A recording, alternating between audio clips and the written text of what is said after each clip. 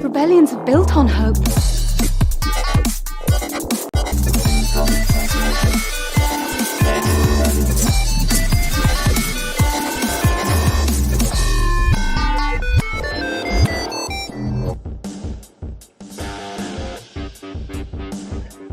And welcome to another episode of Radio Rebellion, a Star Wars podcast. I'm your host, Alberto Calderon, and thank you for joining us on another great Star Wars Saturday. I'm joined by our friend, our co-host, he's back, Oti. How you doing, Oti?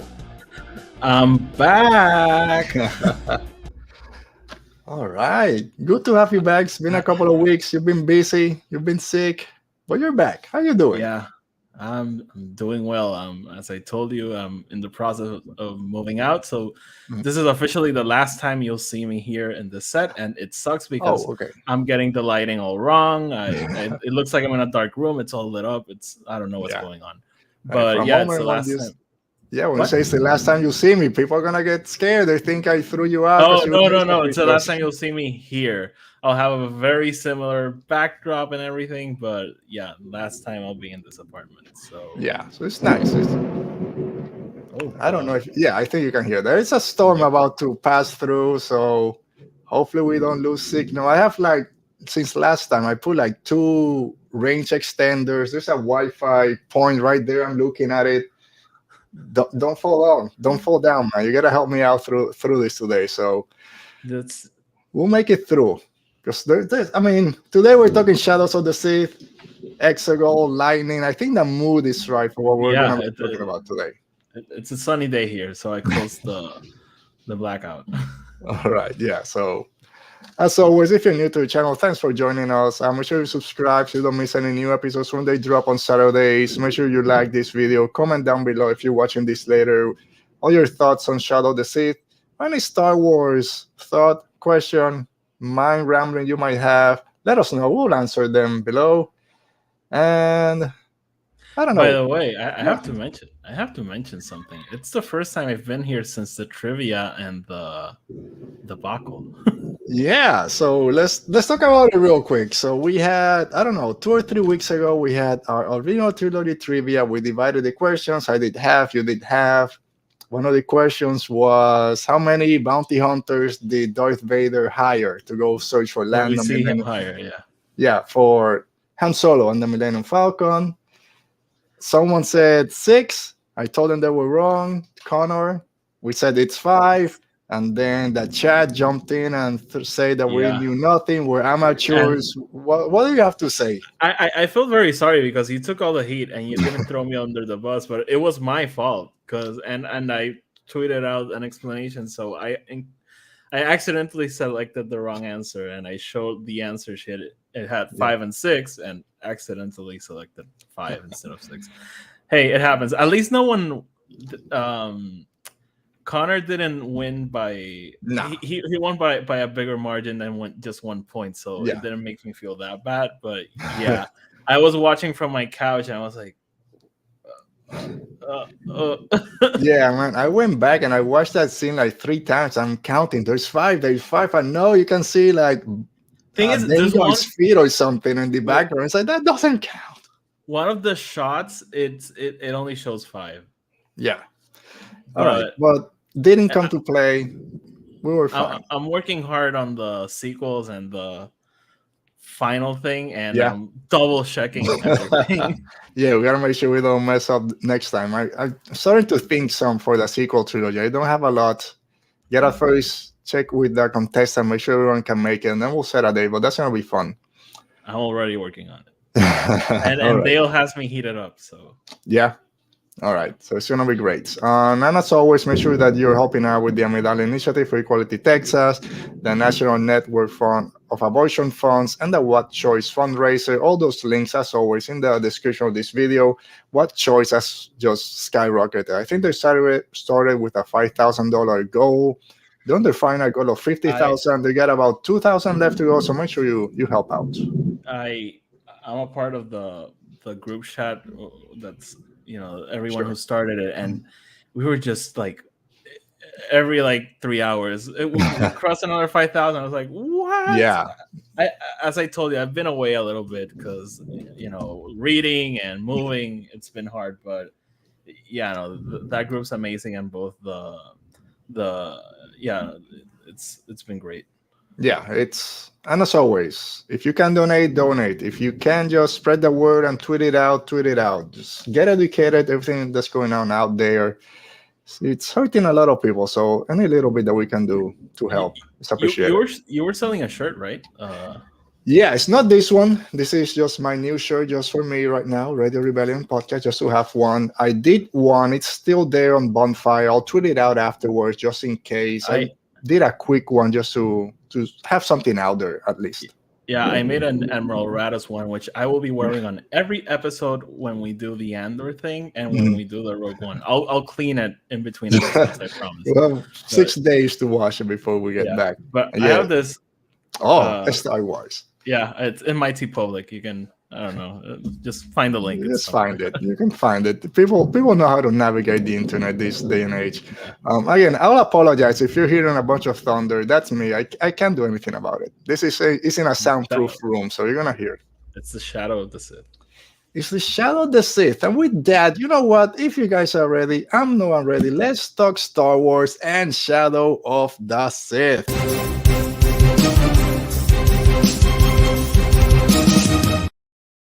All right, I was not expecting that. No, I know. Sorry. It's a bit loud, but I wanted to have some music for this. Cool.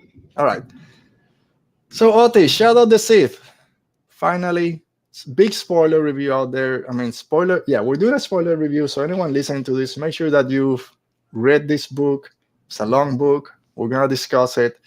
But, Oti, let's start right there.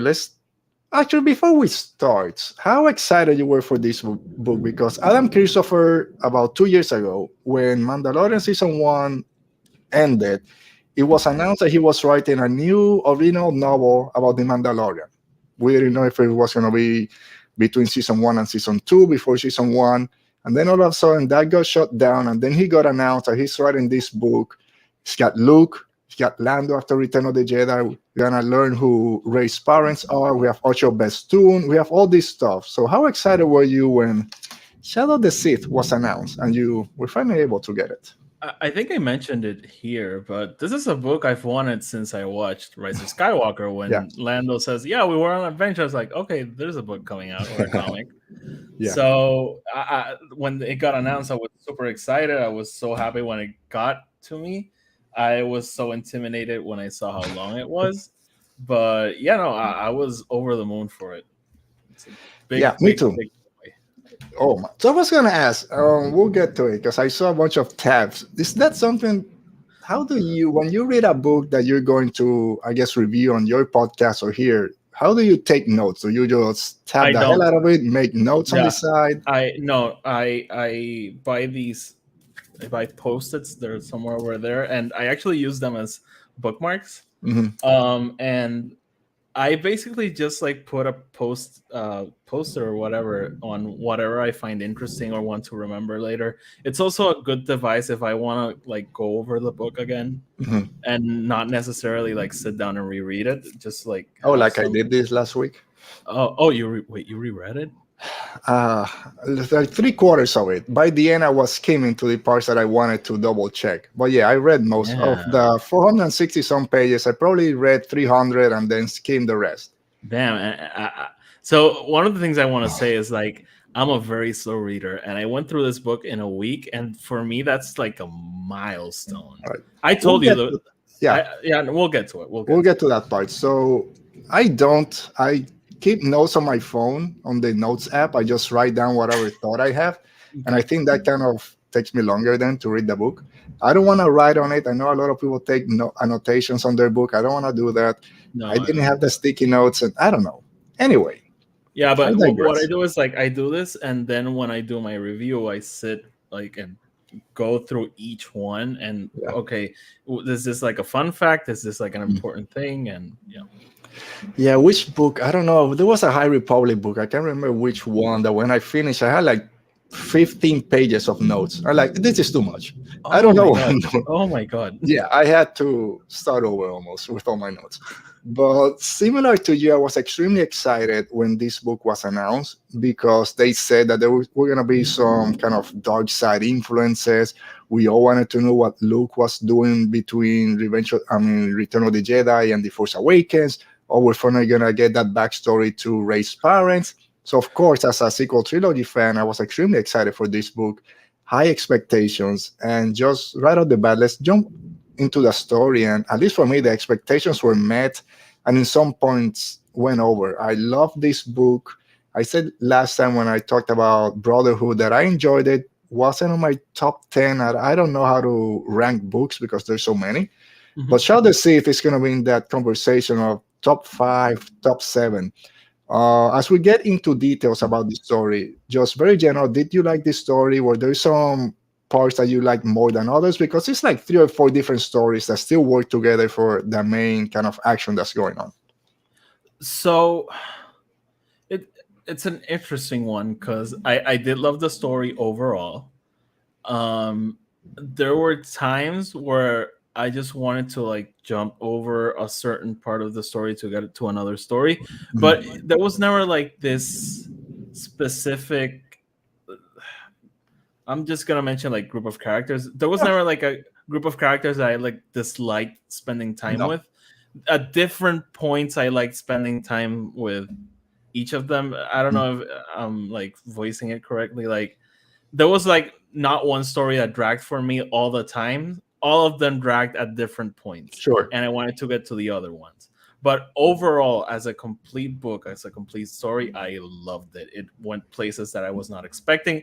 I stayed away from all the excerpts they released. I don't know if you did. I did, but I got spoiled for the big got one. Spoiled. Anakin Skywalker, I got spoiled for that one. So I didn't know the context, so I was surprised when it happened. But I was waiting for it because I knew he would be there. I didn't know how much Rey's parents were going to be in the story. That was really surprising for me, and it got me a little bit nervous. But thankfully, it didn't throw me out. I think it closed perfectly.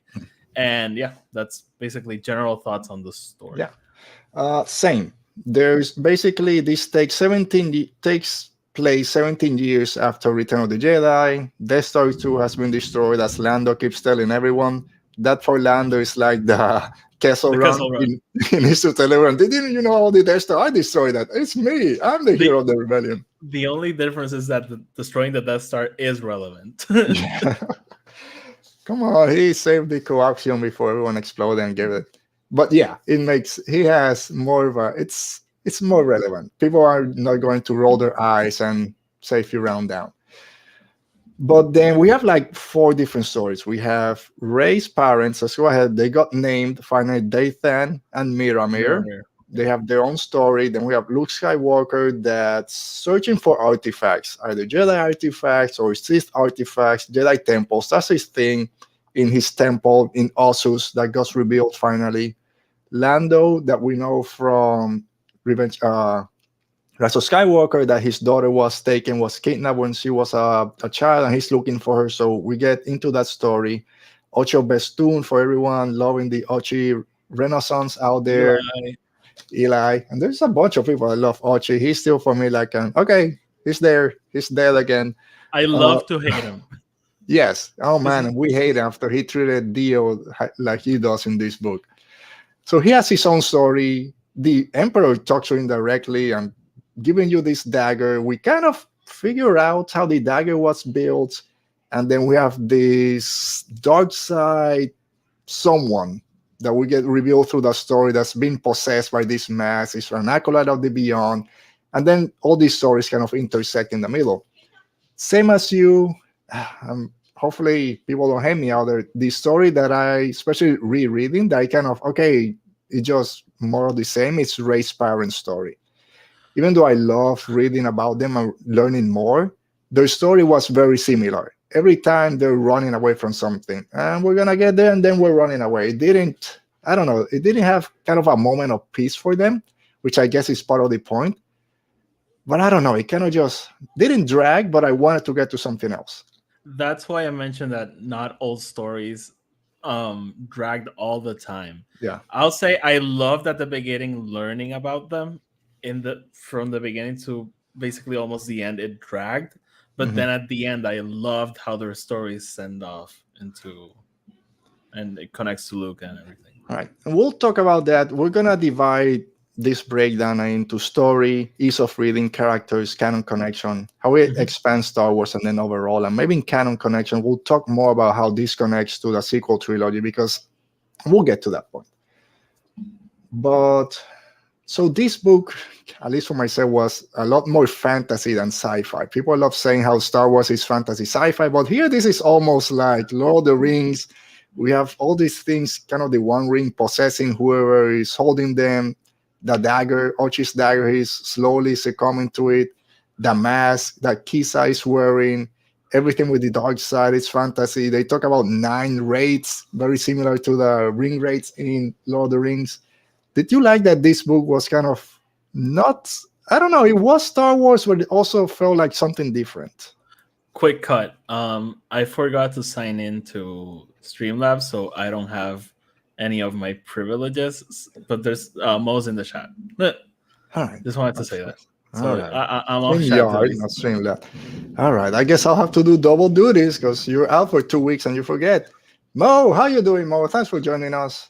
Mo will be here in a couple of weeks for our Rogue One watch along. She'll be also here for one of the Andor breakdowns when that comes. So thanks Yeah. for joining us, Mo. Hopefully you've read Shadow of the Sith. Yes, hopefully. Okay, so I actually like that it felt because I agree it's totally a fantasy. But Mhm. for me, Star Wars is a fantasy. I'm not so hyped on Star Wars when it gets very sci-fi. Shout out to Timothy Son. I know a lot of people that's their jam, but it doesn't always work for me. Um, but I totally agree with you. Like again, there's like this mask that possesses people. There are some crystals that speak to you. There's a knife that speaks to you. There's a very specific part where I was reading it. I was like, "What the hell is going on?"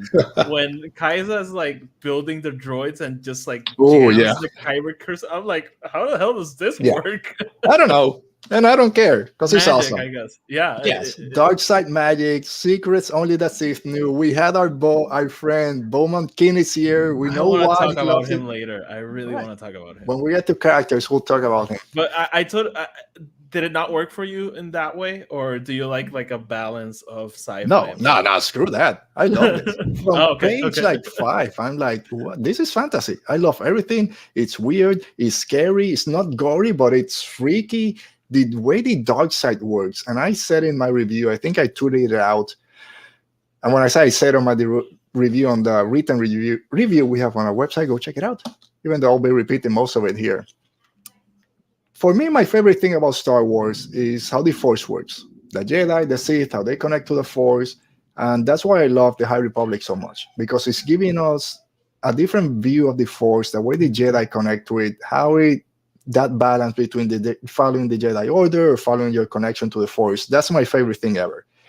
And here we get that a little bit from the dark side, because we're used to the Force and the way the Jedi connect to it. Light of the Jedi, for example, talks about the connection the Jedi have to the Force, and it's so beautiful how it feels like a song or a leaf in a forest. I'm in the sea, I'm a wave in the sea, and it's you're giving the Jedi giving themselves to the Force and to the flow of the Force. And here the Sith on the dark side is just they're taken by force, they're possessing you. Every kill, every blood that you spill feels that hatred. It's about taking that power. It's the complete opposite. So I love finally seeing that dichotomy of, yeah, look how the force can work and also how evil it is. And not just, oh, we are two Sith that want to take over the world. No, it's the dark side, how it possesses everyone just for control and to everyone wants to live longer. So I just love that part.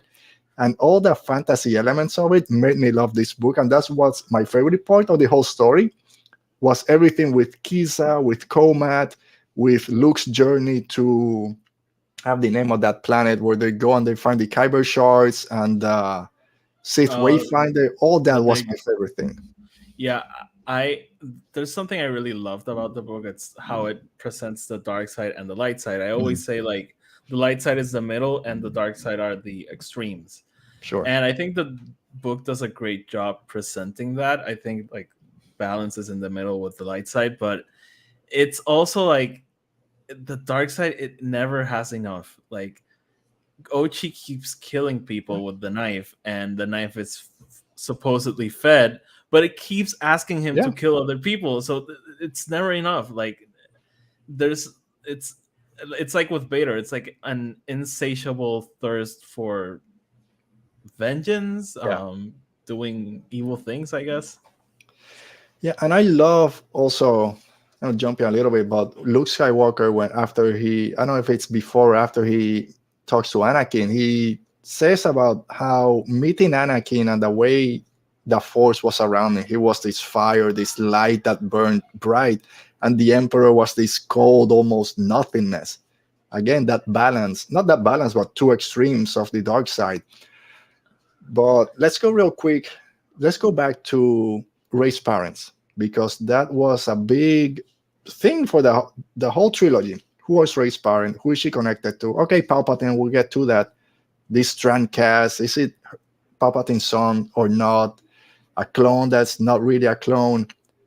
Did you enjoy finally getting to know who Rey's parents were, their backstory, how Dathan escapes Exegol, how Miramir doesn't care. She knows his backstory. She doesn't care. She loves him completely. And the way they spend the whole book just trying to find a safe place for Rey, basically, and then how that story ends. I did like a lot learning about them. It's that question from the sequel trilogy that we all wanted to be answered, and maybe should have been, but that wasn't that story. This was that Yeah. story. And if Last Jedi suddenly turns into a flashbacks of this, you hijack that movie completely, or Rise of Skywalker, or Force Awakens. So I did love learning about them. As I said, that story dragged a little bit for me, more in like in the middle. But I did love spending every time Baby Ray showed up. I was like, yes, I know her. I know her. yeah. And it's like you're gonna be like a goddess in a couple of years. But I you know, those, we know where it's all going. We know they're gonna die. We know Ochi's gonna kill them. So it's kind of a tragedy. It's kind of like Revenge of the Sith in that sense. We know where it's all gonna end. But it's that journey, seeing how much they really loved her. It makes like that gut punch of her waiting for them even worse, because they were so sure they were gonna come back, and they, you know, 10 minutes after they left her, they're trapped with Ochi. So, but I really liked learning about them. Yeah, I love that we get a lot of those questions answered. Why were they on Ochi's ship? Why did Rey see Ochi's ship leaving? Why isn't she in the care of Uncard Plot? Which I still don't like the explanation. That's one thing I like. Really? There's this whole thing, because I totally agree. They're constantly saying how horrible he is, and then they go, but he's the only one we can trust. Why? Yeah, he's a businessman. And then next person to offer a better deal is going to give your daughter away, which he does 15 years later. But again, I don't blame Adam Christopher, because he had to find a way to make that scene work. But I'm like, really? You haven't trusted anyone through the whole book. It's been like 3 days since you left Jakku. Let's give him to this guy that's been treating us badly, but he's a businessman. He'll understand. Here, have a token. Don't kill our daughter. I think it's one of the last lines Miramir has. It's like, I know he screams, but he doesn't mean it. Yeah, it's like people on the internet. They scream a lot, but they don't mean it. So that's one thing. Again, I love learning more about them. And we get, of course, more with Dathan, because we know from Rise of Skywalker, he's the grandson of... No, he's the son of Palpatine. Is he a clone? Here we learn they call him a Strand cast. Doesn't have any force powers, but it's normal, basically, not like the other one. So he's not killed. He's let to live. he says that he's not killed because he thinks they might have another purpose for him later. Did you And like that that, explanation? I think we get it in the Rise of Skywalker book. so I don't remember the Rise of Skywalker book, at least that part. And when, as I was rereading it, that's when it kind of clicked. Is it, oh, this is the only clone that wasn't killed. It's normal, has a regular upbringing for the most part. And when he says, "Oh, maybe there's another reason they're letting me live," is, "Oh, maybe Palpatine is just letting him live to see if he procreates and has a son or a daughter, then can connect to the Force, and then that's why Rey becomes important." And I think that makes sense. So I did I like think it that does. part. I love when he's on Exegol. He's explaining how he's just treated like crap. I love and feel so bad for him when he said, when there's a line on the book that says they didn't even name him because naming him will give him meaning or would give him importance or something like that. It's like he's treated like nothing. He has one little friend, a little monkey man, that same species that builds Kylo's Ren helmets Oh, again. okay, okay. I didn't know if it was the same species, but Yes, but it's not the same one because that one has a name, and then we learn here that that one is named Dathan, and that's who he takes the name from. So I did like that backstory. I love that Miramir doesn't care. She just wants to be with him, raise Ray properly. She comes from this planet. She live with her grandmother. We learn here that's where Ray gets all her knowledge of how to pilot, how to be a engineer, and all these things. It's not because she's strong in the Force or Palpatine. She get this from her mother. So I love she's all a cool that. mom. Yeah, but the thing that kind of dragged for me is that we start the book with them escaping Jakku. Then they get rescued by the New Republic. We don't trust them. Get sent to Nightside, get into trouble. They're running again.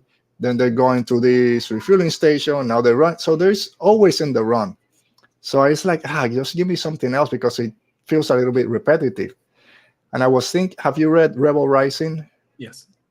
So I love in that book that we have Jean, very similar, running from place to place until she finds a family and is able to settle down for about a year. Mm-hmm. So when things go bad again, you feel extremely bad for everything that happens to her. If they had a chance to at least be safe for a little bit and then get in trouble again, I think I wouldn't have felt kind of disconnected with that part of the story. I agree, and I also have similar beef with. It's not beef; it's just a random complaint.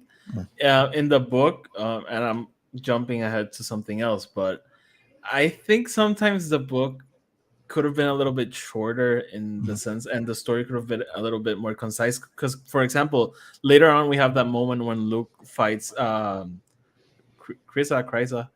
and he leaves her for dead for like 20 minutes, and then Yeah, he's like, I shouldn't have left her. It's like, dude, it's been like 20 minutes. Calm down. just go down. You Like, haven't left the planet yet. so I sometimes think like it could have been just like, hey, maybe not have her fake out death and continue their Yeah, fight. It could have been a little bit shorter in that sense, but I do agree. yeah. All right, so that's more or less Ray's parent story. As we're talking about connecting to canon, I'll talk about another thing that I didn't like too much. Again, whatever. We have Lando, like I say, he's looking for his daughter,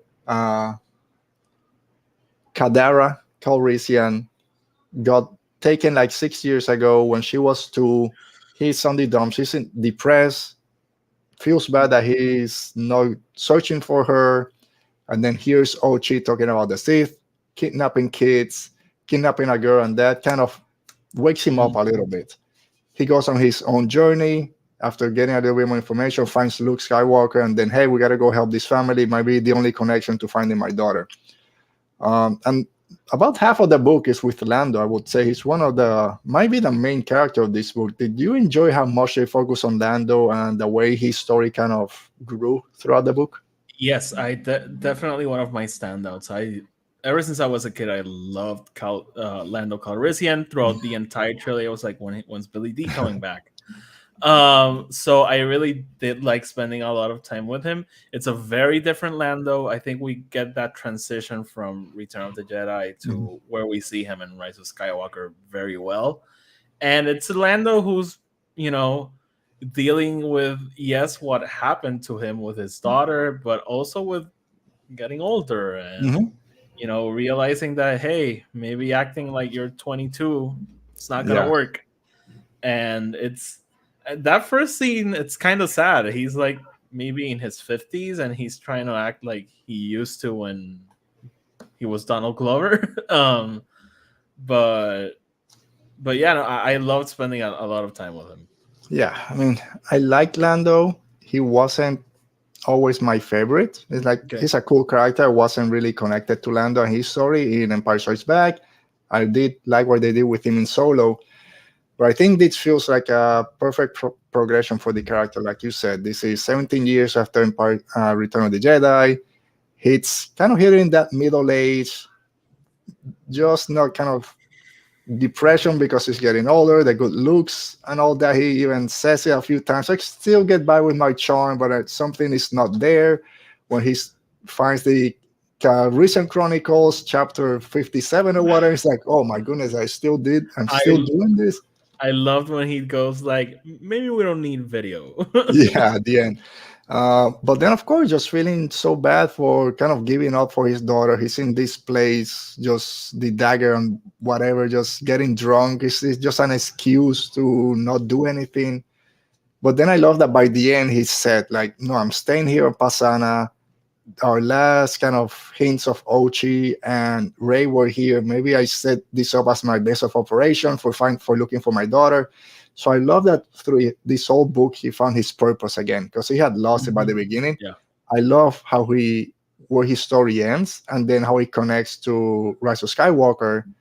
I mean, it's been 15 years, he's still there, but it connects perfectly and it kind of helps them with the story moving forward. Real quick, let's say hi to our friend Nerd Herder podcast. Definitely can't wait for more Star Wars from Adam. I think we're all in agreement. He did a great job with this book. He had a lot of things to balance from legacy characters, new characters, connecting a bunch of stories. I think he did great. While Yeah. while we're still on Lando, I want to ask you. So we still have. I think we all would agree we still have a story with Lando with his daughter and what he does with Jaina after Rise of Skywalker. Mhm. Are you excited for the show after this book? After what you read here?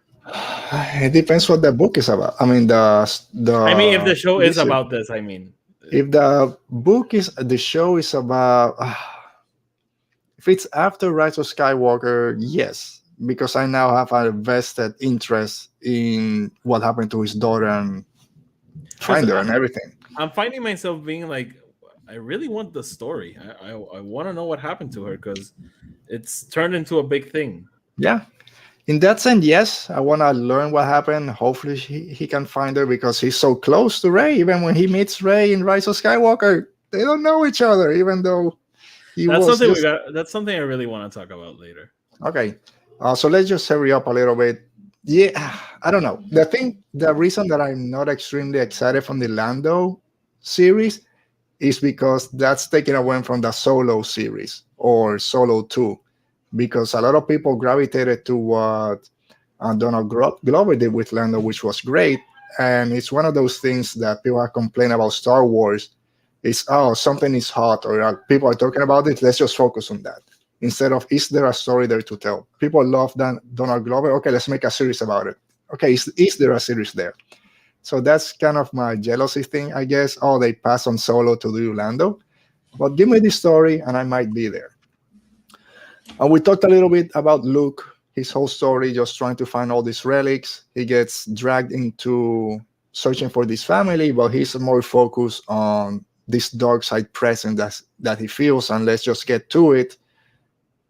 Anakin Skywalker's ghost comes to save him from a vision or something. He's transported to Exegol. He's on Tython, on the Sin Stone. The little baby Grogu is gonna be there in No, he was there. He was there already. And then he's transported. He doesn't know, is this a vision or am I actually there? How am I gonna get back? And Anakin's ghost comes to free him. Goes to Exegol, faces against Kisa for the first time. No, I think at that point is against the Acolytes or the Sith Eternals. Yeah, they're the Nazguls or Yeah. the Demogorgons or the Mentors. I don't know. Yeah. So, okay, so you said you kind of stayed away from the excerpts. You kind of knew Anakin was coming. You didn't know when. How surprised were you? And did you like the interaction that father and son had? I did. It was shorter than I thought it would be Hmm. because people were losing their minds. I was like, "Oh my god, we're gonna Yeah, have I know. Force Ghost Anakin all through this book." And it's just that chapter, but it really worked. It's I think it was interesting because it's both Hayden Christensen and Sebastian Shaw, Hmm. which was fun. He's like morphing and Yeah. everything. So it's like this thing about Force Ghosts that I really don't want to know that much of how it works. I like the mystical element of it all. But I love what he says. Follow the river, or it's something like that. Follow the river Mm. of the forest, and follow your instincts, are one and the same. Something like that. I Yeah. really like the line, and it really worked for what that moment was. And people getting fed with their Force Ghosts fighting other things, which people always want to see. Yeah. Same thing, because I don't know how the Force Ghost works. Is that it for Force Ghost Anakin? Can he not transform himself again or show himself because he uses all of his energy to bring Luke back to to the Seeing Stone? He fights all these 9 acolytes of the Sith, but I loved it. I love seeing Anakin back. Like you said, he was going back and forth between young Anakin and older Anakin. Unfortunately, this was spoiled for me very early when the excerpt came out. I don't know why they used this as an excerpt. I know you want to sell tickets. Sorry, I'm not what. Who put something there? Who's here? Mo, of course, giving He's all these actually shirts some love. All right, yeah. Link, send her the link. I go to this store. But this was spoiled for me very early. I mean, not just Anakin's Ghost shows up. It happens on Titan. He's on the Seeing Stone, and he sees the Force Ghost. So as soon as he said, "I'm going to Titan," and I'm like, "Okay, here comes Anakin." And they almost got me because the book Luke is thinking that's Obi-Wan, even he calls him Obi-Wan. And then maybe it's something else, and then no, it's Anakin. So like for a second, I was like, "Oh, is it? Is it not going to be?" But I love what he said, and he tells him something else, like something that he's never alone. As long as you have yeah. someone, you're never alone, or something like that. I love that sentiment. And like I It said before, I love everything with Luke. Go ahead. I I just want to say it really. I read Midnight Horizon and like that same day started this book, and it was funny because it really reminded me of spoilers for that book. By the way, that scene when Yoda shows up, it really reminded me Yeah. of that scene because it's both a hooded figure Mhm. turned around, and yeah, I really like that. Both with green lightsabers. No, I No, think no, Luke has the green one. But yes, so I love all that. Like I said before, everything that had to do with the Sith, the holocrons that he finds on your tuba when they go with Lord Santeca, the possession of of everyone that's close to the mass, close to the Sith holocrons, to the lightsaber crystal shards. I love all that. I love how they connected that all these red kyber crystals came from a bigger piece, and that's why they're connected. They can be used as a tracker to find each other. And that crash ship was trying to use that instead of having a Sith wayfinder to get to Exegol. Everyone wants to go to Exegol. That's a big place, I guess, for people to vacation now. yep. So I love how they connected all that.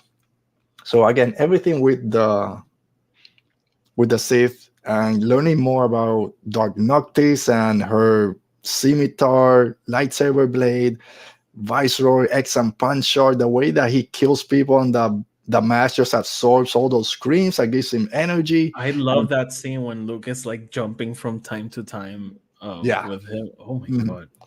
Yes, because then you get his whole backstory there. And why is the mask so powerful? Why is it corrupting Kisa? And it's like, oh, this meteor came, but the blacksmith couldn't melt the mask or whatever he wanted to build. And he jammed the lightsaber into the furnace, and that gave him that dark side power to then mold it. I loved all that. Again, that fantasy. Yes, give me, yeah, one more. And of course, then we get the Ring of Power trailer, and I'm going all crazy with Middle Earth. So yes, I love everything about that. Sorry. So real quick, and we'll jump out of story to talk about some other stuff. What's your best tune? So I'll say one of the things that a lot of people complain, and I had my questions, how this blade that weird Ochi has shows the fallen Death Star exactly perfect where the Wayfinder is gonna be. How did they know that it's gonna crash and all that stuff? But if I'm not mistaken, there's a part early on when he's given the blade and he's talking about how it's designed, and it Mm-hmm. says, "Oh, it looks like the edges were just formed."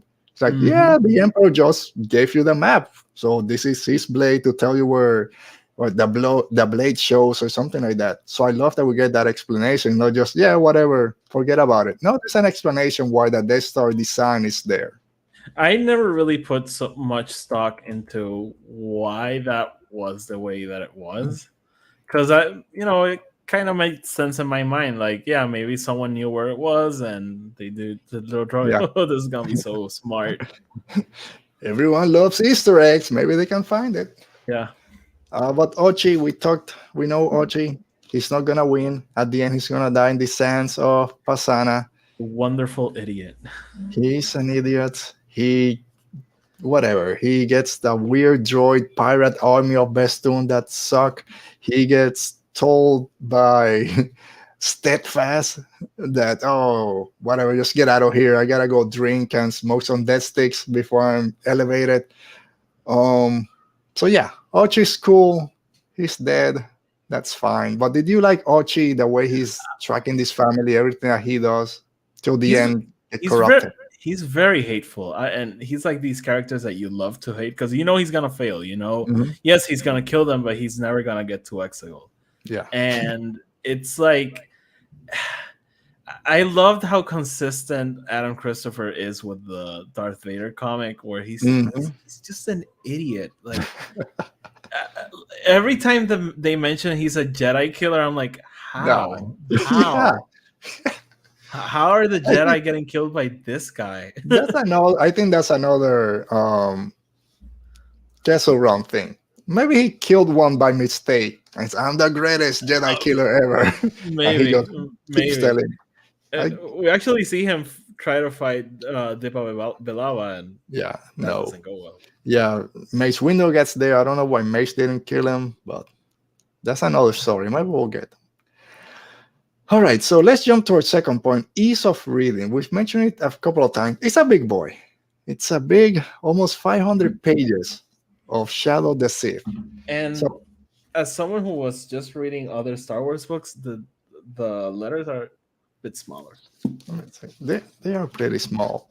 So Otto, you've mentioned here before, you've mentioned on Twitter, you've mentioned a bunch of places. You take your time reading books. Was this an easy read, or did you find yourself struggling through it? So listen, if I hadn't committed to this episode today, I would have taken more time with it. But as I told you, I read the first 100 pages in one sitting, which is completely rare for me. I don't usually do that. And it's a Star Wars book. It's paced like a Star Wars book. The action scenes are quick. It's when I saw the length of the book, I got scared. I was like, is this gonna be like a Thrawn thing? Because that's my go-to here. Because those are not only long, they are dense. And this is long. This is not dense. I think it's very straightforward with everything. So in that sense, and it has the shorter chapters. I think it has like 67 chapters. So it helps with the pacing of it. And I didn't really find it a hard read. I don't know about you. Same. How long? It probably took me close to a week to finish it, maybe a little bit less because I wasn't dying to read it. And I don't mean that in the sense that I didn't want to read it. I read it during my lunch break at work, any little place that I could find. I wasn't setting, okay, I got 3 hours. I'm just going to read for 3 hours. It's just, okay, I'm at work. I'm not doing anything. I'm at lunch. I have this break or whatever. I'm going to take 25 minutes and read as fast as I can. And it went pretty fast, even though, yes, 466 whatever pages, it's a lot. You mentioned Thrawn, and I've said here 20,000 times, I love you, Thrawn. I'm not the biggest Timothy Zahn fan. The way he writes, I'm like, come on, dude, you gotta give me something else because I don't care that the vector that the starship came in wasn't at the same point of entrance from the gravitational pull of the planet when the bigger starship from the whatever nebula came. I don't care. Just tell me about the people inside and what they're feeling. I just So want that the was, pew pew pew. yeah. No, again, I care about the Eh, pew pew pew, but more the people getting pew pew pew Sure. out. Yeah. No. Sure. But it's something we've talked about. But it's it's not that Timothy Zahn is a poor writer. He's not. No, It's just not for me. yeah. I just like things to be concise. And the X-wings came in and shot everything. I'm like, yes. Yeah, I always we're going derailed, whatever. I don't care. I compare Timothy Zahn's writing, Starship Battles and Space Battle, to what I'm.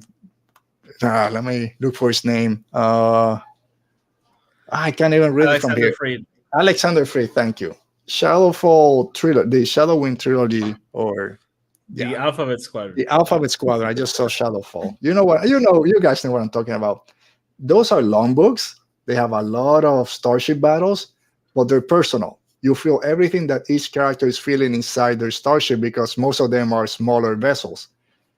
Thrawn and all those books are these big, massive dreadnoughts.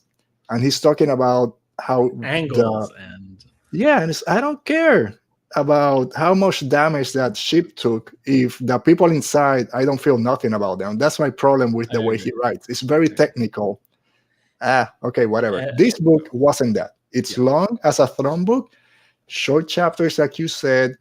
I love that the titles of each chapter tells you where they are and at what time things are taking place. So you know, okay, I'm here. I know where the story is going. So it made the story flow a lot faster. So I didn't have a problem with it being as long as it was because the story kept me coming back to it. So in Yeah. that sense, I I loved agree. it. And we said it before, he had a lot to deal with here, connecting the sequel trilogy and the original trilogy, writing legend characters, bringing new characters, creating a bunch of lore. He had a lot to do, and I think it was done in a way that all fans of Star Wars can get into it. So I think ease of writing, I'll give him, it's a plus. Long book, but you can get into it. Yeah. All right, characters. We talked a lot about characters already, so maybe we'll go quick in here. But again, working with a bunch of legacy characters, or not a bunch, Luke and Lando, but two very beloved legacy characters. Did it hit the mark for you? I think you said already that it feels like those characters from the movie and where they would be at this point in their life between those two trilogies. Yeah, totally agree with that. And I was just thinking, I think Lando and Luke kind of have opposing arcs. Hmm. Lando starts in a dark place and ends up in a hopeful place. He's Yeah. gonna do everything he can to find his daughter. Luke, on the other hand, he doesn't. He starts out in a very good place, and he doesn't end in a dark place, but he's starting to go there. Hmm. And I think we see the first shadows of what's gonna happen later, and him not knowing how to deal with his relationship with Kylo, and that kind of like broke my heart. Kylo, Ben Solo sees him as his uncle. He clearly loves him, and maybe he has a connection to him, and maybe seeing Luke pushing back a little bit. No, Master Skywalker. Master Skywalker, That Padawan. Yeah, Padawan. Maybe that just is pushing Ben a little bit closer to Kylo. I love that line with the Ben has like very long hair. I'm still not sure if I'm gonna force him to cut it Yeah, or it's too late. It's too late.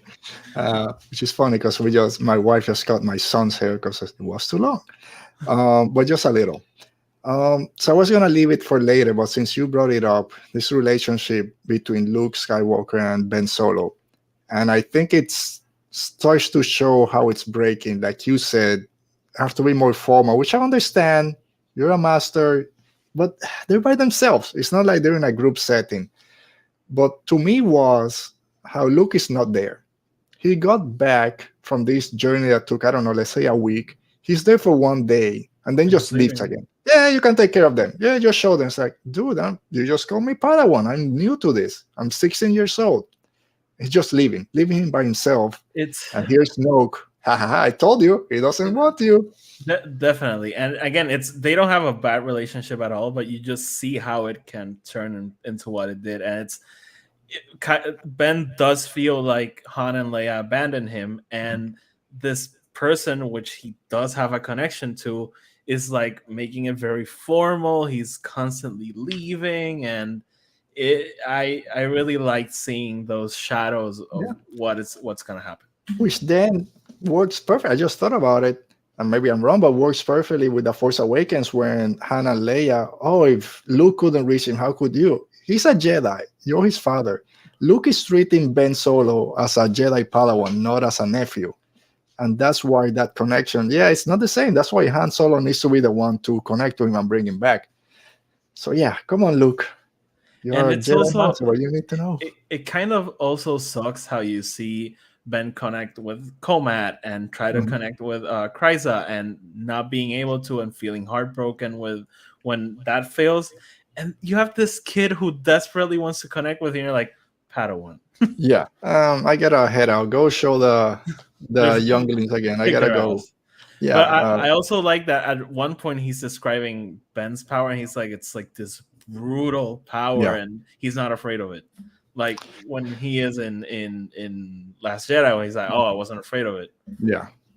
So I was gonna leave it for later, but another thing that I wish we got a little bit was something with Snoke, kind of starting to corrupt Ben Solo. Because, and again, I might get my timelines wrong. Man, When we go to the Rise of Kylo Ren, I think Kylo or Ben Solo, it's a lot younger, or it's younger than 16 when we see him here. So I think Snoke is already inside his mind, giving him kind of, oh, he doesn't want that you and all this stuff. I don't know, but I want to say that yes. comic, I think it's like 5 years before Force Awakens, So because close. Bloodline is 6, and Ben is still with Kylo, with Luke.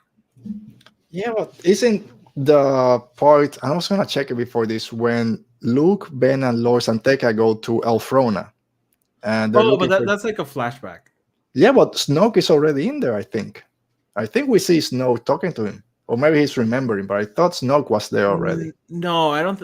They see the Knights of Ren, but I don't remember Snoke being there. Oh, Anyways, well, you didn't remember how many bounty hunters were in the Star Destroyer, so who knows? I just want to say, Adam Christopher, write a sequel to this book. Write a Yeah, sequel. just Like, tell us. do it Snoke. like 3 years after. Have it lead into Rise of Kylo Ren. Yeah, perfect. There we go. Well, Because he's in San Diego Comic Con right now, but I'll from send him the link to this video and he'll watch it. from other books and from that comic, we know that Snoke and Luke had a relationship. So I Mhm. really want to see that. Yeah, come on, it's there. Anyway, with all these different voices inside different people's head, I was waiting for a little bit of Snoke. We didn't get it, but that's okay. Like you said, Another story for that's not the another time. story. That's not the story for. That's a weird story. That's a weird.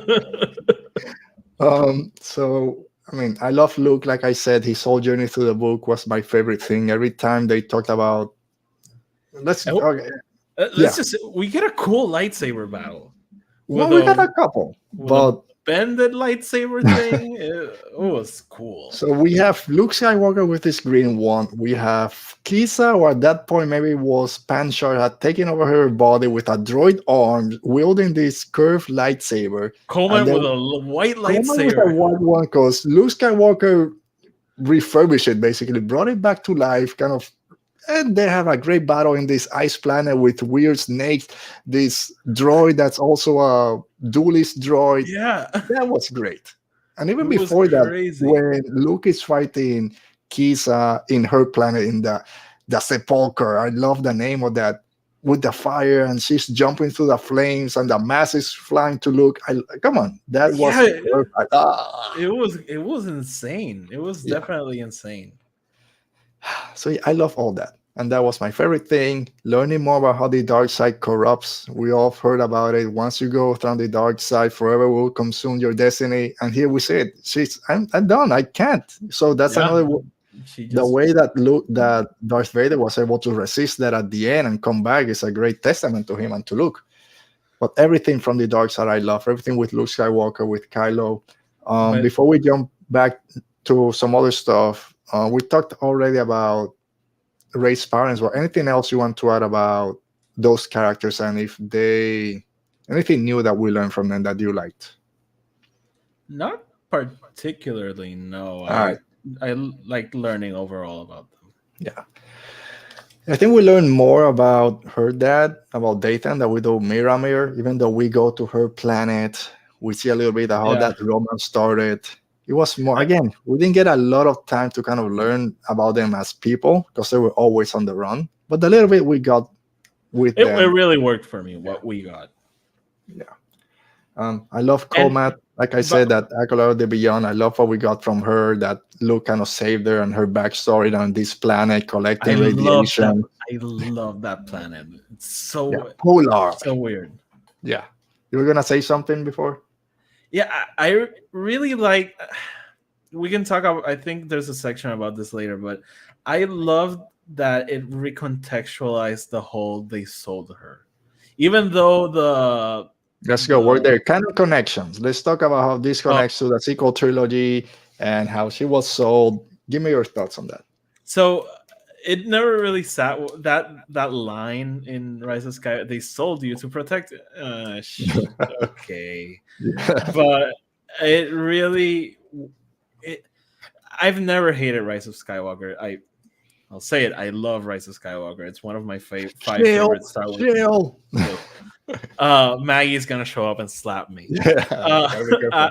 It's really in my top 5 Star Wars movie. I love that movie, but I'll grant everyone yes, it's a very clunky movie and the canon connections are very weird. But this book, I really appreciated how it filled them in Mm. without ridiculizing the movie or poking out how hollow some things may be, and it actually celebrates the movie. It brings in characters from the movie that I was not expecting to see. Yeah. So overall, canon connection. This book is wild. If you love Easter eggs and connecting this little thing This here and is here and wild. everything needs to everything. Sequel trilogy, original trilogy, High Republic, video games, the Vader Even comic, everything is here. I even love. even Noctis, which is a character from the Legends book, Mhm. the Dark Legends book, I think it's called, which is not strictly canon, but yeah, now it is. It is. We got mention of Darth Plagueis. We got mention of Noctis. A lot of Noctis. Revan, Sorry, Revan. Revan got mentioned. Some other. So that's Brie Larson. She's coming. She's coming. Yeah, Uh, they mentioned a bunch of Sith, and I forgot.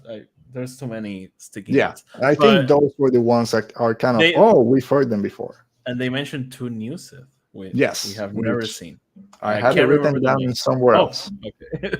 Yeah, not here. In one of my Okay. other 20 notes. But let me say, it connects to Battlefront because we get Shriv in there. We get The aftermath, Shriv. Shriv, the aftermath book by Chuck Wendy with the Acolytes of the Beyond. That's Well, from his book. Kriza is in Aftermath. Yes, comic, the Darth Vader comic book, with Ochi. Vader and Ochi going to And Exegol. they even like detailed. Actually, Yeah, Dathan was seeing them when they were there because yeah. that And I moment when haven't he read sees. those comics, but now I know what Oh, happened. you gotta read them. This, They're very good. I know it's there's too many. It's too many comics. Read the Vader comics. They're all great. I did a 25 issue Charge Soul Vader run that has Then do moment. this one. Do this one. Okay, I will. I will. Maybe. But it You also guys, connects to those with yeah, the we got moment. moment, which I love moment and works perfectly with this new mask. Yeah. Give me all that dark, weird science as Beaumont. We didn't get to talk about Beaumont. I mean, kind of, we'll get to him now. Okay. But sequel trilogy. So one thing, yeah, spoiler review. We all know that her parents die. That Ochi kills them. Yeah, I know, mind blown. I was thinking, oh, maybe here Lando takes them down to Jakku and buries them, and that's why Kylo Ren says, oh, they're buried in a pauper's grave or whatever. And okay, that makes sense now. But no, he takes them to some other planet. I love But that burial, by the way. That burial scene. yeah, the way they got killed was pretty creepy. They just stuff in a weapons locker. But I Ugh. love that she laughed at Oakshi, and Yeah. she didn't give him the satisfaction. So let me see what else. We talked about connection with Momin, the High Republic, because we got Targons, the Lions were there that Comat keeps. Oh, I have one. And I love also because we talked about how the Jedi and the Force in the High Republic, but also we get Sith relics in Into the Dark and how that all works, and that then connects to how everything works here, Very consistent. and how Ray came into under Encore Plot's care. We kind of said already doesn't make sense I'll to me accept how it. I'll accept it, but it's again weird. it happened, so he had to find a way to it. I don't understand how parents that all they want is to keep their daughter safe think the best way is to just suffer someplace, and they try to figure it out in this vast galaxy and to live in with Uncle Plot. He's a businessman. It doesn't make Again, sense. my thing is like every time they say he's the only one we can trust, before that they mention all the horrible things he is, and it's like, Yeah. why not write it out with her? I don't Yeah, I know. know. It's that part again. It's not his fault. I didn't enjoy that, and I'll say, and I saw someone tweet out that they love the way that this happened. I still don't like it. I didn't like in whenever in Rise of Skywalker. I don't like it now. Ochi tracks them to Jakku, sees them coming out of Jakku, boards the ship. Where's the girl? She's not on Jakku. Okay, I go mean, down to Jakku. I know she has the Pasana beads from the Aki Aki, but I liked how that was done. I I really did didn't. because he's so blind at that. Again, A, he's very incompetent, but B, he's just like out of control. He kills his henchmen. Who were telling him maybe we should go down to Jakku. He's like, yeah, the dagger is telling me to He kill you. kills them, and he's like, they were trying to trick me. It's I think it's very on character for him.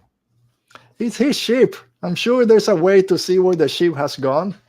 Okay.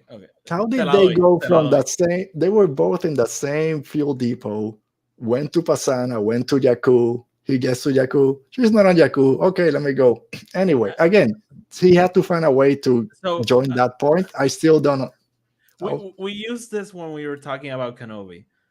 The dark side makes you very incompetent. And by that point, the blade was controlling most of Oshi's decision. It wasn't him. So I think he even kills the people, and he doesn't even know why.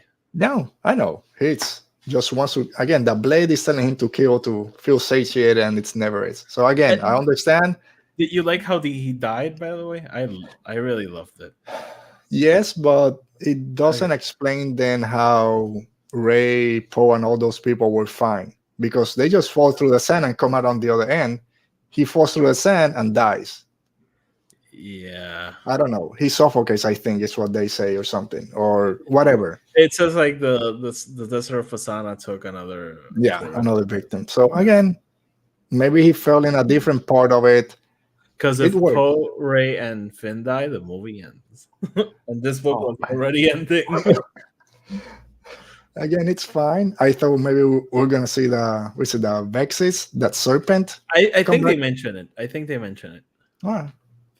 Because I think he hears like, I think he hears of Exes when he's drowning. Okay. Can But look right now. No. I wanted to ask you, can we talk about Pride? Yeah, I got it here. My next one, Enric Fried, aka Steadfast, loves a little drink, loves a little death sticks, and doesn't care about anyone. Has Listen. a coat made of Ewok pelt. I love that. So evil. He's horrible. he doesn't Right. want to be there. He wants a better title. Everything sucks. I'm gonna look down on everyone, and I'm gonna take a little drink. I love that line when he's like, the Empire he was confident would return or something like Yeah, that. and now with this corporate sector authority that don't know anything. And how this, what's your best tune? What's a best tune anyways? he's such an Imperial. There's a line where he goes like, God knows where aliens are. Yeah. Like, he touches one and he's like disgusted.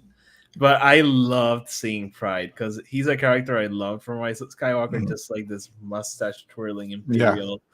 And seeing him was like I just could imagine Richard E. Grant doing everything, and I had a blast. As an ex-smoker, I totally identified with him, just wanting to have one last that stick when you're under stress or annoyed or anything.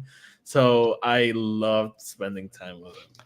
Yeah, we said how Lando and Luke work so great with those characters in the movies. This is 100% what Pride feels like at that point he will be in Rise of Skywalker, just hating everyone, hating Hux for what I, he is. He wants the Empire to come back to what he loved, and it's like, ugh, I want a Pride and Kennedy book. oh man, Like being annoyed at the first story, like from these different kids. ships. Oh, it'd be great. And I love for Pride, like, oh, maybe I should hide my flask so this other guy doesn't see. And by then, it's like, I'll just drink in front of everyone. I don't care. Throws it to Ochi, like, get the hell out of here. So, yeah, Pride was a fun addition, which I didn't know was going to be there. And I love that he was there because, again, he brings that Empire kind of disgust to everything that was going on. And also love in this book, we see all the different iterations trying to bring the Empire back. Like he wants to bring this old version of the Empire. The And Emperor's on Exegol trying to bring the Sith back on his end. Then we know there's another section that corporate whatever trying to do some stuff. So I love all so those different ways. he's a part of the Imperial Remnant that went to the unknown regions, right? Because Maybe. I got a little confused. So because he knows about them, because Mhm. he does Yeah. mention it. So I didn't understand if he was like on assignment with the CSA or what was really going on with him. I want to say that first time I read it, I thought he was separate from those Mm, guys over there because he knew what was going on Exegol with Wait, Emperor trying. I he knew think about Exegol? I don't think he knew it because he no. mentions the unknown regions. Mhm. Thing is, like we have the Imperial Remnant that's in the unknown regions forming the First Order, but the Exegol thing is like kind of independent to it all. Yeah, well, he's there when they bring all the whatever. Maybe he doesn't know about Exegol. I want to say that maybe he knew about the fleet that was being built, but no, because he doesn't know the Emperor is alive. I don't know. No, he in Rise of Anyway, Skywalker he doesn't he's know. just a bad dude He's a bad having dude. fun with his Ewok pelt. I don't want them to think that I'm getting cold because then it will degrade my position when I'm just like 2 inches above from Ocean this ship. So that makes me better. It's like, oh man, you're so petty, He's such a but I love weird it. dude. Yeah.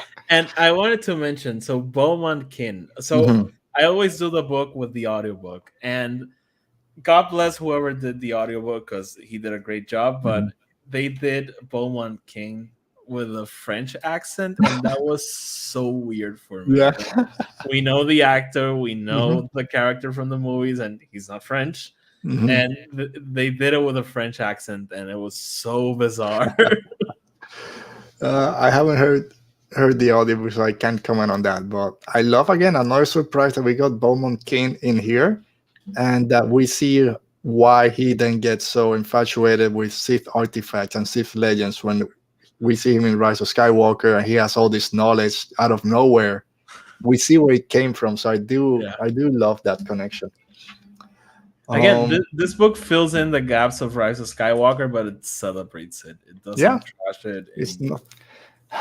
Yes, I'm not gonna talk about a different book, but yes, it doesn't retcon, doesn't talk down, doesn't try to find a way to make sense of it with making fun of it. It finds a way, It like tries you to said. work with it. Yeah, Yeah, and enhance it. So I have a question for you. Does it make the sequel trilogy better for you come on, I with gotta this knowledge? jump. You expand Star Wars. So let's go to expand Star Wars. I have one more canon connection, but no, real quick, they Oh, talk about no. I want to hear your canon connection. no, not connection. It talks about Kira, talks about Crimson Dawn. Oh, it Um, does. It does. Calrissian Chronicles you mentioned. Yeah, Archie's talking about Kira, about Crimson Dawn, going to actual with Vader. Did you like Um, how book ends? It ends with the Calrissian Chronicles. yes, because it kind of like you said before, Landos is another place now. 20 pages earlier, 30 pages, he sees his face, chapter 70, whatever, and he's like, oh, really? I'm already in chapters, whatever. And then, but he feels bad at that point. He's feeling bad about not looking for his daughter. So at this point, when he's like, okay, I'm set, I know what my future holds, he goes, Calrissian Chronicle chapter, whatever. And then he starts to retell this story. Yeah, I did like how that I ended. And love then that. maybe, like you said, this leads to what the Lando show might be, which a lot of people have said. Maybe it's the Lando Chronicles with Billy D. Williams starting to narrate and then goes to Donald Glover as the younger version, and that might work. So yeah, I did enjoy how the book ended. Yeah, it was fine. All right, so I haven't seen the sequel trilogy yet. haven't rewatched the sequel trilogy yet after reading Shadow of the Sith, but I've thought about all those connections. How is it going to feel? Yes, it changes, I think, for the better. Maybe it's gonna make some scenes hurt a lot more, especially when Rey meets Lando and she knows who he is. Oh, you're Lando Calrissian or General Calrissian from the Rebel Alliance. Like, he did so much to save you, and you don't know who he is. He doesn't know that you're No. the girl that he was I wish saving. I wish Luke would show up to him one night. He's like, by the way, she's the girl. Yeah. Because I'm sure Luke knows. Well, he knows this. He has to know because in Rise of Skywalker, both and Leia and me knew that you were Palpatine's granddaughter. All that again, their story. Again, you said it. Come on, we need a sequel to this book. Let's go to this one. But I kind of think Luke finds out when he dies and connects with the Force, and all of a sudden, all this knowledge pops in. He's like, "Oh, that's that girl." Yeah. Good thing I helped her in the end. Yeah. So okay. Do you think Luke knowing who she is would change how he reacts in Last Jedi? 100% yes. Wait. Let me not think emotionally. I think it would make him hesitate. I think he would. Let me cut the act. No. No. Man, I don't know. I want to say yes, because I know the story, but I don't know because Luke is in a total different headspace at this point. No. He's totally depressed and over it all. But I think it will make him go like. It will put him in a harder spot than he. But it would. Maybe he doesn't change in terms of wanting to train her, but him being able to tell Rey where she comes from, which is the only reason she's there and goes to the dark side cave, is to who are my parents. If he can break that news beforehand and say, hey, I was there 15 years ago trying to save you and we did all we could, and retells the story about her parents and they were so great, they kept you alive and all this, then he wouldn't have left. Yeah, then it's a different story for her. Maybe, I don't know. Come on, I hate what ifs in Star Wars, but it's an interesting one. It's an interesting one. Yeah.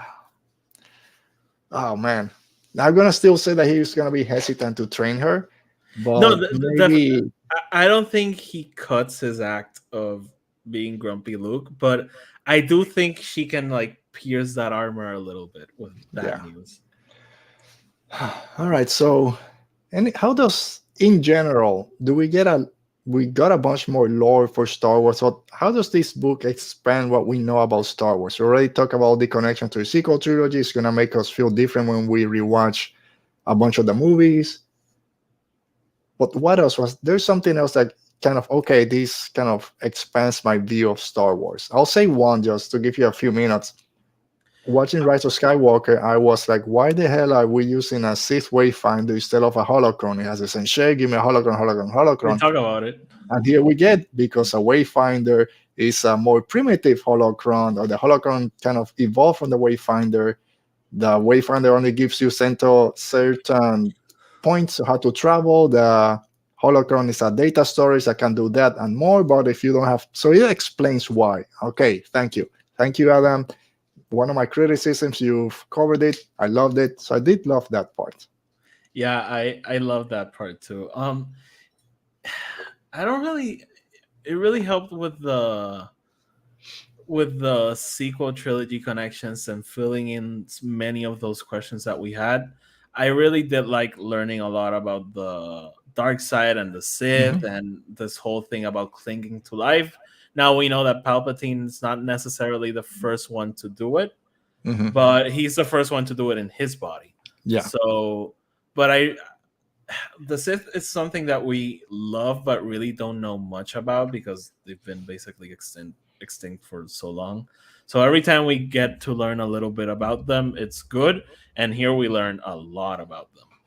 Yes. So as soon as I finished this book, Viceroy, Exam Panchard, Lord of the Sith, as he's called, became one of my favorite characters from the dark side. Such a weird name. Yes, it's a weird... and I remember it because it's so weird. but I love that he's a viceroy. Reminds me of Count Dooku, but Yeah, is this evil out there that's only concerned about power and the way it manifests himself. It's not just power. I want to be strong. I want to rule the galaxy. It's every person that he kills with this blade, their soul, their screams, their anger, you anguish can is hear just, them. yeah, he can. Every time you put that, all that is like we said before, it's fantasy, it's weird, it's creepy, it's another version of the dark side corrupting people and taking over their lives. That is just something that I love 100%. So that way, the way that expanded, my view of the dark side is, like I said before, very similar to my view of the light side with the High Republic. So again, to me, that was my favorite part. I love that kyber crystal that come from a bigger, or kyber shards that come from a bigger crystal can feel their essence and kind of Mhm. work as a navigational point, and that's why they were trying to use that to get to Exegol. Was great. We get a name for the red honeycomb of death or whatever they called it. That Yeah, so I think it did a great way expanding Star Wars that not a lot of books can, because they are in this smaller kind of setting between the sequel, the original trilogy, and the sequel trilogy. But I think they expanded Star Wars a little, at least a lot of the themes of Star Wars. It got expanded real well here by Adam Christopher. All right, real quick, let's say hi to Dale. Just got back from seeing Thor: Love and Thunder. I saw that this past weekend or during the week. I saw did you Thor. like I it? did enjoy. I liked it. I hope you And like, liked it, Dale. yeah, Dale, let us know. Did you like Thor: Love and I Thunder? loved it. I loved it. So I enjoyed it more than Multiverse of Madness. I was going to Oh, be definitely. every review, not every review, but a lot of people. It's too funny. It's too funny. There's too many jokes. And yes, there's jokes, but this is a pretty dark movie also. The way it starts, all the shadow monsters are. I went with my daughter, who just turned 12, and she was freaked out with a lot of Really. that stuff going on. And like this, yeah, it's funny, but it's also one of the darkest MCU movies out there. But I did enjoy it. I love Christian Bale. I love gore. So I yeah. I love that comic run, so I was in heaven throughout the whole time.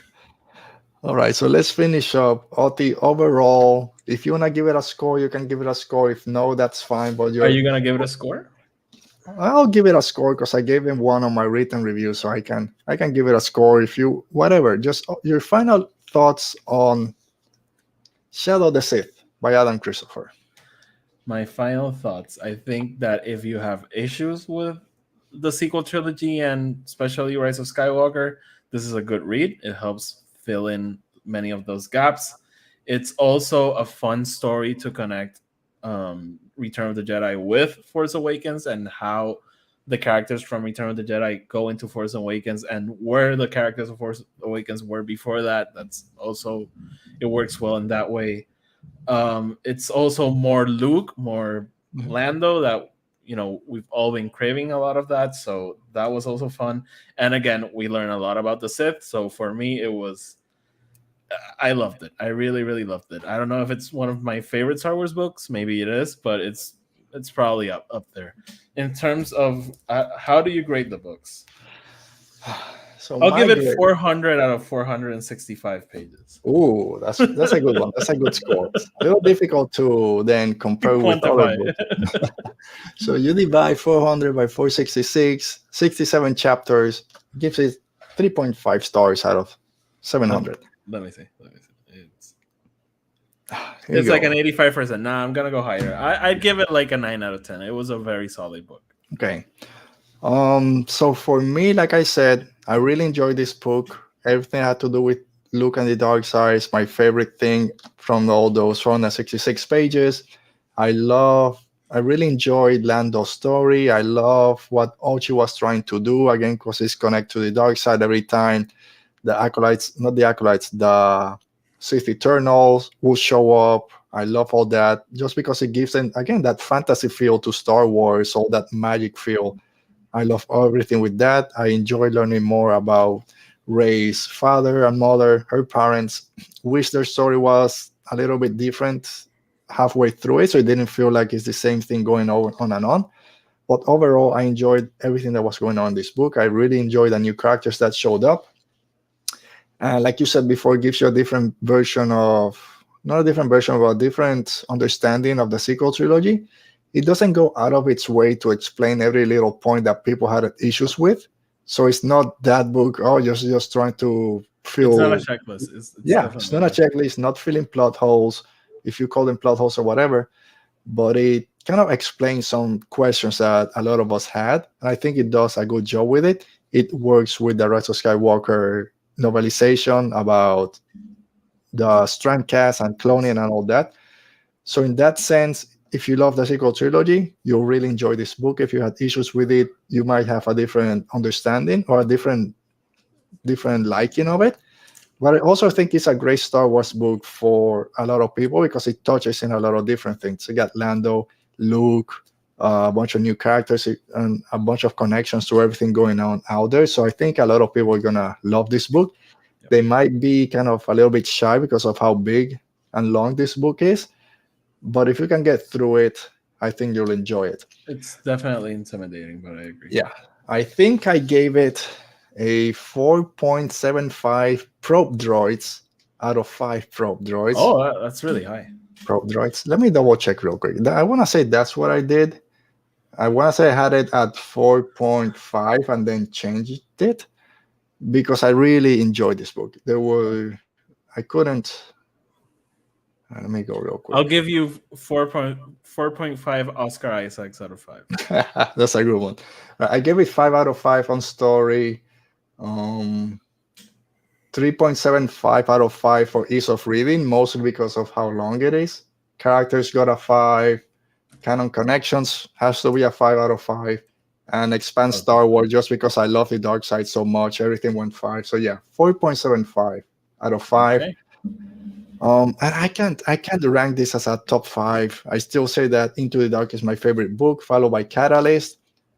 But I'm so into the High Republic right now that it's difficult for any book to come in and jam their way into it. I agree. Out of the Shadows, Rising Storm, Land of the Jedi. I don't know if something at this moment can come in and jam it. If we took High Republic out of it, it would probably be top 3. Oh yeah, it will be 2 or 3. Probably Bloodline, this one, and Lost Stars. Catalyst or Lost Stars. Yeah. I can because the more books that I think about, Lost Stars is not my favorite, but it's probably the best Star Wars book out there. Yeah. But this book is theirs. I think top 7. It's in my top 7. I'll leave it at that. Okay. All right. So as we finish up, Dale said that he did enjoy it. It was great. Talking about Thor: Love and Thunder, wasn't too much into MCU movies, but had no serious complaints. I agree. I agree with that sentiment. All right, Dottie. Thanks for being back on the show. Say goodbye to the set, everyone. Yeah, the set is gone. Hopefully next week we might see a different one. Thanks to the storm for not knocking out our internet. And Otto, where can people find you? Oh, you guys can find me like whatever it says on there over at Instagram and Twitter. Follow me on Twitter. I'm always active. I have a TeePublic store. We're selling shirts on Bonfire for the What Choice fundraiser. So please check it out. Yeah. And you can also get his Star Wars shirt. Oh, yeah, my TeePublic. On his TeePublic. Then for us, you know where to find us, right? The Rebel Pod on Twitter and Instagram. New shows every Saturday, and then audio podcast on Monday at 11 in the morning comes out. Next week, we'll figure something to talk about next week. And then the week after that, August 6th, I believe it is, we'll do our watch along for Rogue One as we get set up for Andor. I'm here hoping that we'll get the next Andor trailer at the beginning of August. Now that when is Andor coming out? 31st. August 31st. We still have time. And if we now that I've thrown everything out the window, I'm not complaining anymore about Lucasfilm marketing. They market their shows with a new trailer that month before the first episode drops. Oh, so I'm thinking August, that first week of August, we'll get the newest trailer for Andor. All right, guys. Thank you so much for joining us. Thank you, Mo. Thank you, Dale. Thank you, Nerdheader Podcast. Stay safe. Be safe. May the force be with you, and we'll see you next week.